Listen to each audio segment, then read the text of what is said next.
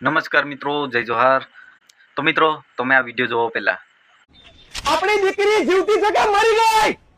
સાહેબ તમાશા તમે બનાવ્યા છે। 17 દિવસ થઈ ગયા, ગઈકાલે તમે ફરિયાદ દાખલ કરી છે। 17 દિવસથી બે નાબાલિગ દીકરીઓ ગુમ થઈ ગઈ, તમે ફરિયાદ કેમ નથી કરી? ફરિયાદ આપે ને સામે તો ફરિયાદ લેવાની। શું કહો છો? ફરિયાદ આપે ને હા ફરિયાદ લેવાની। ફરિયાદ એટલે આ પરિવારે તમારે ત્યાં આવ્યો જ નથી, તમે એવું કહેવા માંગો છો? પરિવાર ફરિયાદ આપવાના હતા, છોકરી અને શોધવા માંગતા હતા। તો ફરજ કોની આવે સાહેબ? ફરજ કોની આવે? આજે રાત્રે આપણી આ આદિવાસી સમાજની દીકરી ની ઉપર બળાત્કાર થયો, તેને મારી નાખી, તેને ટુકડા કરીને કે ફેંકી દીધી, કઈ હતો પતો નથી। આ પીઆઈ શરમ કરવાની જગ્યાએ લાજવાની જગ્યાએ ગાજવાનું કામ કર્યું।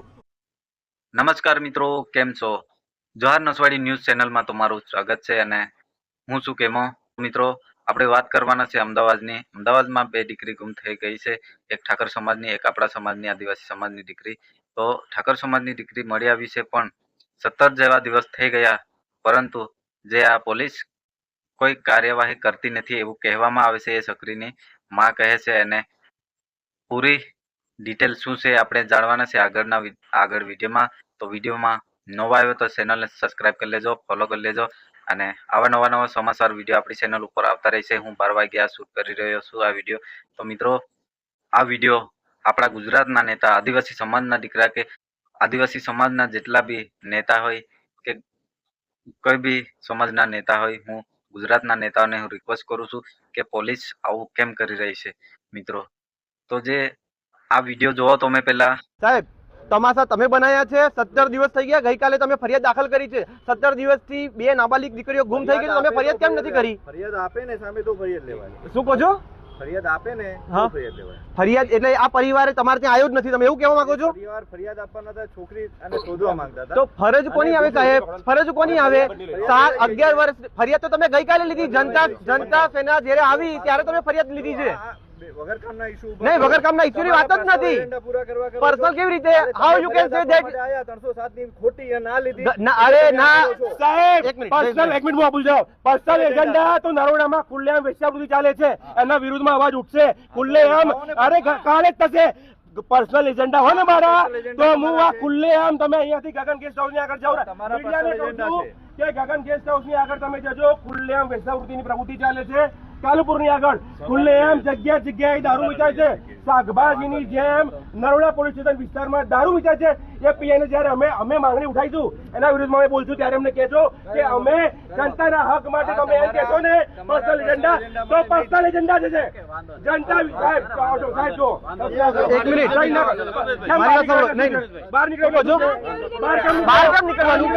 ના ના ના સાહેબ ઉભા દીકરીઓની માંગણી કરીશું, તમે મને પર ફરિયાદ કરજો। બે દીકરીઓની હક અધિકાર માટે બેન આવો, બેન કઈ આવો તો બેન ભાઈ લાવો મીડિયામાં બેન, તમને કેટલા તમારો આ ઢાંકણો સાહેબ માથા પર દબાવો નહીં પરિવારને।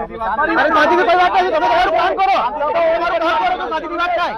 તમે તમારું કામ કરો, તમે આટલો પાવર તમારા કામમાં કરો ને, તમે કામમાં પાવર કરો ને આટલો। અરે 17 દિવસથી તમે, અરે જરૂર નથી એટલે તમે અમારો પગાર નો જરૂર નથી એટલે 17 દિવસ થઈ ગયા, વચ્ચે સમજતા આપવા જોઈએ, તમને શરમ આવી જોઈએ। તમે હપ્તા ખાવ છો, તમે વેચાવૃત્તિ ચાલુ કરાવો ને, દારૂ બંધ કરાવો ને, હપ્તા ખોર છો, તમારે પોતાને શરમ આવી જોઈએ તમને। નરોડા પીઆઈ શરમ કરો, નરોડા પીઆઈ શરમ કરો। એમ નહીં, ઉભા રહો 2 મિનિટ, મને ના ના ના ના 2 મિનિટ ઉભા રહો। નરોડા પીઆઈ શરમ કરો, શરમ કરો, નરોડા પીઆઈ શરમ કરો, શરમ કરો।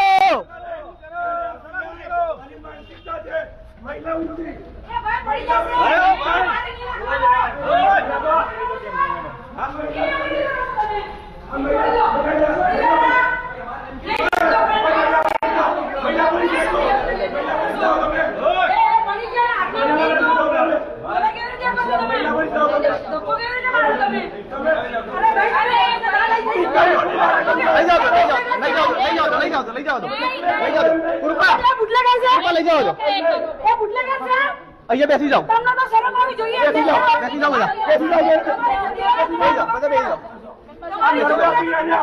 1 મિનિટ હવે સાંભળો, 1 મિનિટ ઉભા રહો।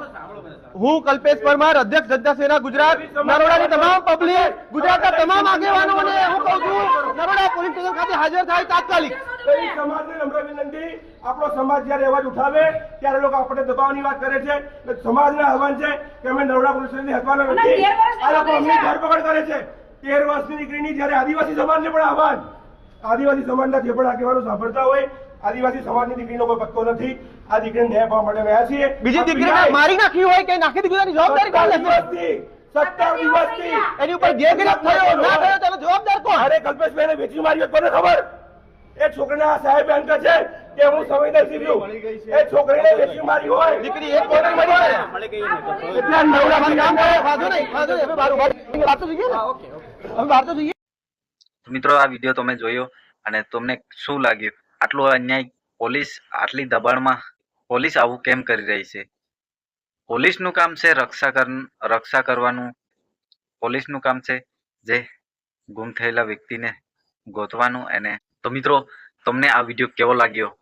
આવી જ રીતે આપણી ચેનલ ઉપર વિડીયો આવતા રહેશે. આપણી ચેનલને સબસ્ક્રાઇબ ના કરીએ તો સબસ્ક્રાઇબ કરી દેજો. આવા નવા સમાચાર વિડીયો આવતા રહેશે. જય જોહાર, જય આદિવાસી.